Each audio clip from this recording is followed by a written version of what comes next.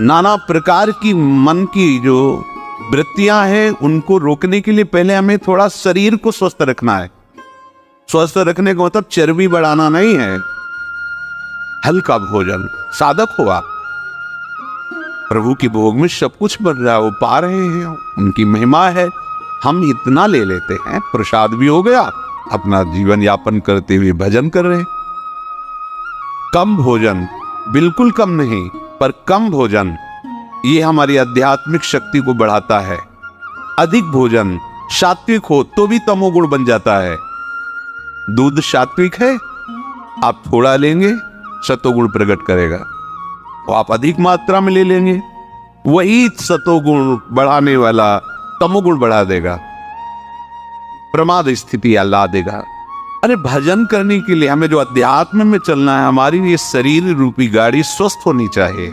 प्रारब्धवशात अचानक कोई भयानक रोग आता है, वो हमें प्रभु सामर्थ्य देते हैं, नाम भगवान सामर्थ्य देते हैं, हम जिनका जप कर रहे हैं। लेकिन हम प्रमाद स्थिति में, तुम इनको पदार्थों को अच्छा समझते हो क्या?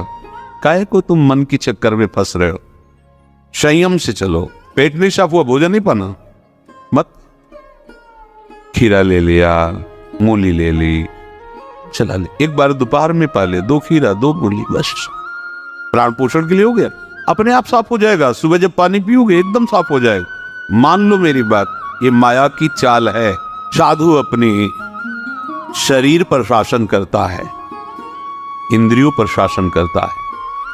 शरीर को जितनी आवश्यकता बस उतना कठोर बनो, इस बात के लिए, अपने लिए कठोर बनो, दूसरे की पवाने के लिए नहीं। दूसरा तो भगवत स्वरूप मान, अपने लिए। हर साधक अपने लिए शासन रखे।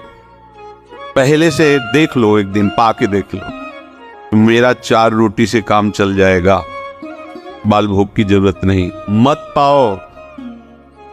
जब आपका पेट साफ नहीं तो बाल भोग रुकेगा नहीं, राजभोग रुकेगा नहीं, क्योंकि बर्बाद ना हो जाए ना, वो शयन भोग रुकेगा नहीं। और वो फूलता चला जा रहा है, क्रम से मल की परत पे परत जमती चली जा रही। अभी आप परमार्थ के मार्ग में चले हो, आपको बहुत जरूरी शरीर को हल्का और स्वस्थ रखना, नहीं आपसे भजन नहीं हो पाएगा। ये एक दिन का विषय नहीं कि आप सत्संग में आके बैठ गए हो गया। आपको नित्य सत्संग करना है, आपको नित्य वाणी पाठ करना है, आपको नित्य भजन करना है। आपकी दिनचर्या, आपका खान पान बिल्कुल संयमित होना चाहिए। देखो, यदि आप गंदी बातें करोगे, गंदी हरकतें करोगे, तो विश्व में कोई ऐसा वैद्य नहीं कि आपको ब्रह्मचारी दवा से बना दे। यदि आपने अंगों को छेड़ा नहीं है तो लिख लो, आपका ब्रह्मचर्य क्षीण नहीं हो सकता। मानसिक चिंतन गंदा, प्रक्रियाएं आपकी गंदी, खान पान आपका ठीक नहीं, तो एक रोग क्या, आप देखते जाना, आपको भजन में रुचि क्या, शरीर को नहीं संभाल पाओगे।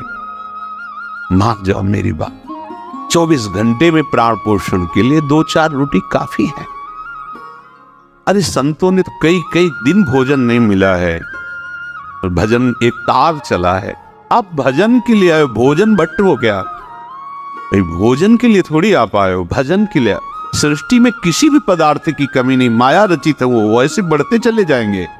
अपने को एक सीमा रखनी खान पान की। ये जहर है और ये जीवन है, दोनों बात समझो। अधिक पौष्टिक पदार्थ आपको ब्रह्मचर्य नहीं रहने देगा। अधिक पौष्टिक पदार्थ आपकी आंतें खराब हो जाएंगी, पच नहीं पाएगा, क्योंकि आपसे सेवा नहीं होती। अगर 8-10 घंटे पसीना वाली सेवा हो कि फावड़ा चल रहा है, आप हल जोत रहे हैं, बड़ी मेहनत कर रहे हैं, दौड़ भाग हो रही, चलता रहे, आप पाइए पच जाएगा। जैसे भोजन आवश्यक है वैसे ही जल आवश्यक है, उतना वायु। ये पेट बना हुआ एक थैली है, तुम नहीं हो पेट, तुम नहीं हो रसेंद्री, तुम नहीं हो भोक्ता।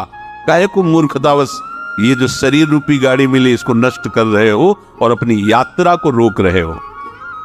इसका एक सिद्धांत है, एक हिस्सा अन्न, एक हिस्सा पानी और आधा हिस्सा वायु के लिए रहने दीजिए।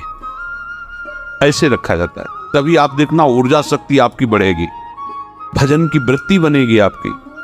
अब यहाँ चारों हिस्सा में अन्न भरा हुआ है और ऊपर से पानी, रुचि नहीं है पीने की, क्योंकि वो अंदर ऐसा जहर बनता चला जा रहा है। जल जब जाता है तो लघु शंका के द्वारा बहुत सी ऐसे पदार्थ है जो हमारे शरीर को हानि करने वाले, उनको निकालता है। अब हम भजन को तो देख नहीं रहे हो, भोजन को देख रहे हैं। इस समय ये अधिक भोजन करने वाला, स्थूल प्राण वाला, चंचल मन वाला कभी भजन में नहीं रुचि हो सकती। सूक्ष्म भोजन वाला, सूक्ष्म प्राण वाला, सूक्ष्म मन वाला भजन करता है। मान लीजिए आप लोग पता नहीं इतने भोजन के पीछे क्यों पड़े हैं। नहीं, भोजन तीनों टाइम डालना है। ऐसी कोई औषधि बनी है क्या कि आप कुपथ्य करते रहो, मनमानी आचरण करते रहो, आप ठीक हो जाओ? अगर बाई चांस किसी को ऐसा कब्ज है तो बताया है आपको, इस वर्षों सेवन की हुई औषधि, जब कभी ऐसा लगा तो छोटी हर 1 चम्मच और 1 चम्मच ईसबगोल की भूसी उसमें मिला लीजिए। शाम के 200 ग्राम 250 ग्राम गुनगुना दूध से ले लीजिए। ये ऐसी है कि आपको बार बार परेशान नहीं करेगी, पर ये धीरे से आपके कब्ज को, क्रम को नष्ट कर देगी।